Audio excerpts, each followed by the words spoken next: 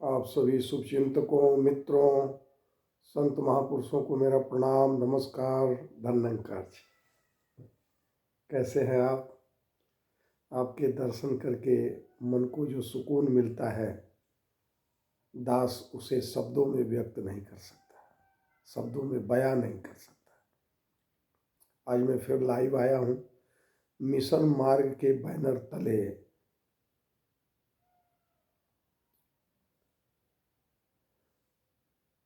ब्रह्म ज्ञान कहाँ टिकता है, किस घट में टिकता है। ब्रह्म ज्ञान की उपमा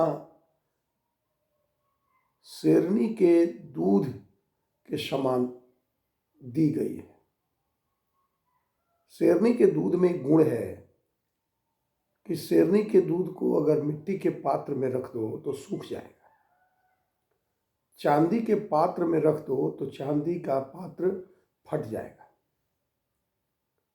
शेरनी के दूध को अगर सोने के पात्र में रखा जाए तो यथावत बना रहता है।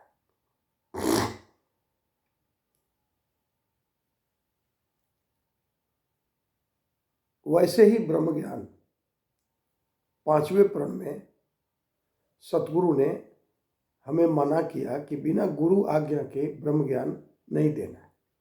इसके पीछे एक ये कारण भी है सतगुरु के मना करने का कि बिना सतगुरु के आज्ञा के ब्रह्म ज्ञान नहीं खोलना, ब्रह्म ज्ञान नहीं देना। किसी जिज्ञासु को ये ब्रह्म ज्ञान उसके सामने नहीं खोलना।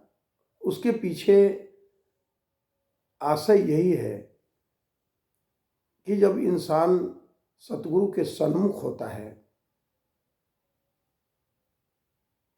तो वो सत्संग करता है, सतगुरु के समक्ष होता है। तो पहले वो मिट्टी का पात्र होता है। सतगुरु पहले उसे मिट्टी से चांदी बनाता है और चांदी के बाद फिर सोने का पात्र जब तैयार कर लेता है तब धीरे से ब्रह्म ज्ञान उसमें रख देता है और यथावत बना रहता है। शेरनी का दूध सोने के पात्र में रख दिया जाए तो वो न सूखता है न कम होता है, यथावत बना रहता है।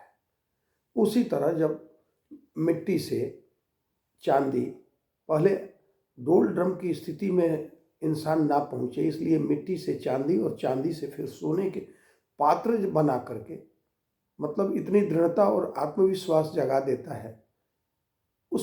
इस पात्र में सतगुरु ब्रह्म ज्ञान रख देता है, वो यथावत बना रहता है और व्यक्ति के जीवन भर ये काम आता है।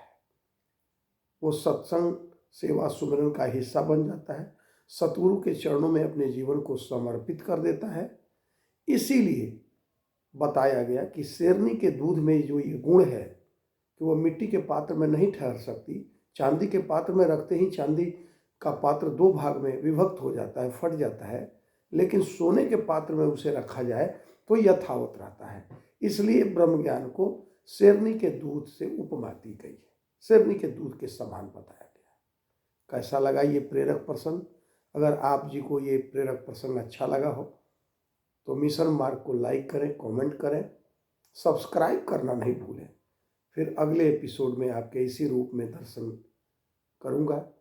आप सभी संत महापुरुषों को प्रणाम, नमस्कार, धन्यवाद जी।